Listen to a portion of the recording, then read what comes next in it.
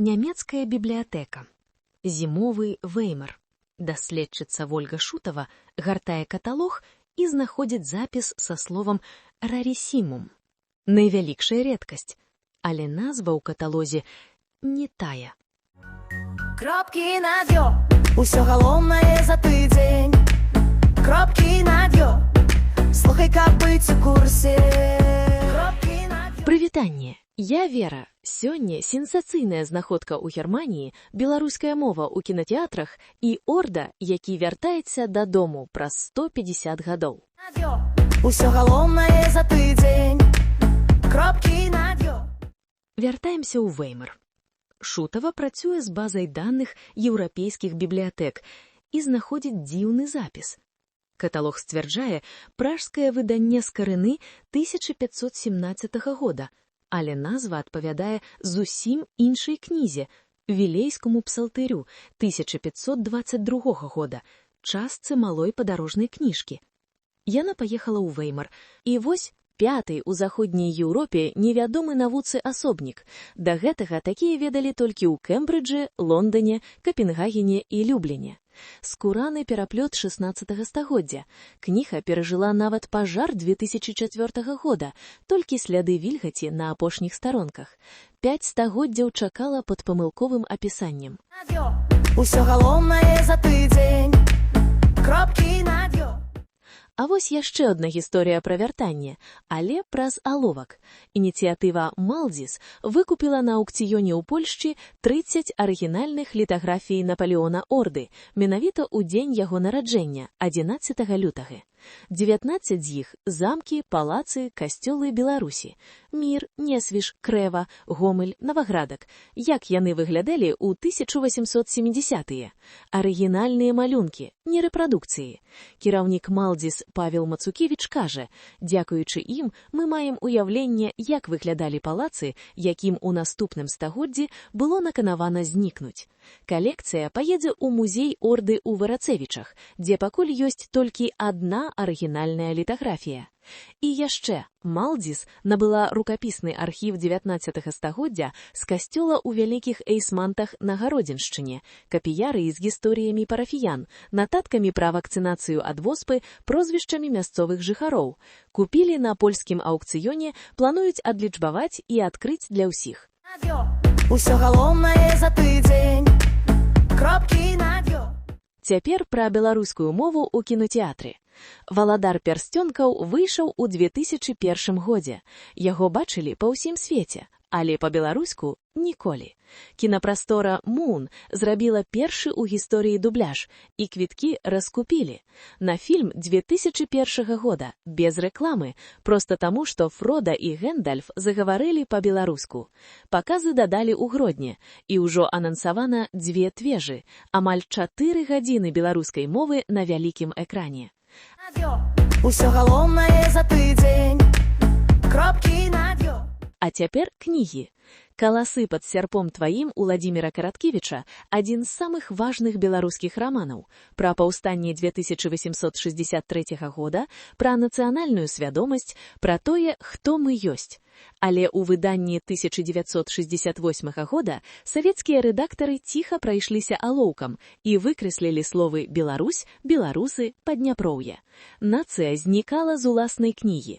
Камунікат вырашыў перавыдаць, і менавіта тады, калі раман выкінулі са школьнай праграмы ў Беларусі. Цяпер выйшла першае выданне за межамі Беларусі і першае без цэнзуры. Словы вярнуліся на свае месцы. Купляюць не горш за Гары Поттера. Усё галоўнае за тыдзень. «Дайце клею, бо самлею» або «Загадкі беларускіх фразеалагізмаў» назва ўжо інтрыгуе, правда? Гародзінскі прафесар збіраў беларускія фразеалагізмы, тыя самыя выразы, якія не растлумачыш літаральна, але адразу адчуваеш. Адкуль яны з'явіліся, што азначалі, як змяніліся. Мова не ў падручніках жыве. Усё галоўнае за тыдзень. І яшчэ адна файная кніга – «Беларускі традыцыйны інтэр'ер». Уяві, не замкі, не цэрквы, а звычайная беларуская хата знутры. Як фарбавалі сцены, які тэкстыль вешалі, якія рэчы стаялі на паліцах. Гэта не музейная этнаграфія, гэта тое, як людзі сапраўды жылі кожны дзень. Усё галоўнае за ты. Альпійская балада Васіра Быкава – аповесць пра беларускага везня, які уцякае з нямецкага лагера і ў гарах сустракае італьянку. Выжыванне, каханне, вайна. І вось сербскія кінематаграфісты знімаюць па ёй фільм. Быкаў выходзіць за межы беларускай літаратуры на вялікі экран. Усё галоўнае за ты. На change.org петыцыя. Дадайце беларускі галасавы ўвод у Gboard ад Google. Там ёсць лацінь, мова, на якой ніхто не размаўляе 2000 гадоў. Старажытна-грэцкая таксама, а беларускай няма.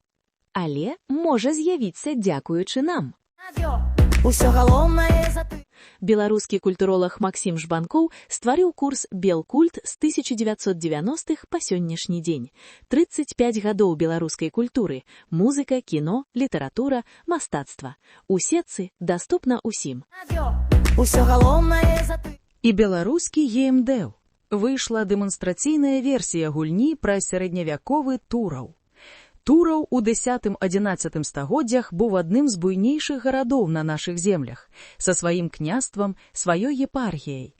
Цяпер ён ажывае ў гульні.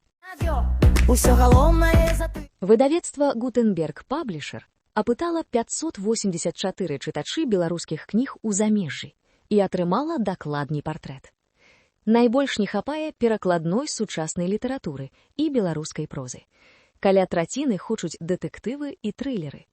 Галоўная выснова – купляюць пакуль з салітарнасці, але паступова будуць выбіраць паводле густу.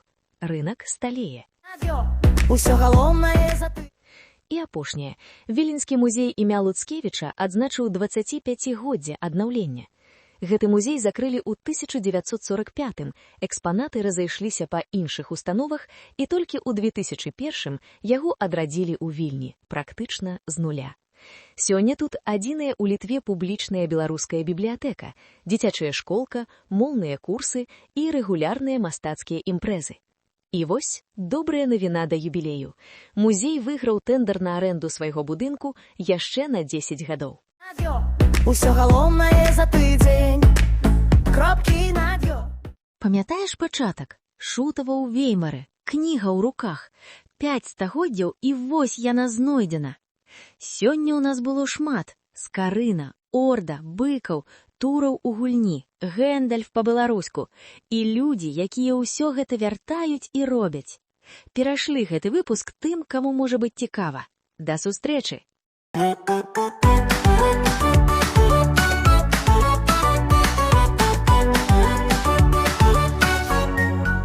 Кропкі над ё.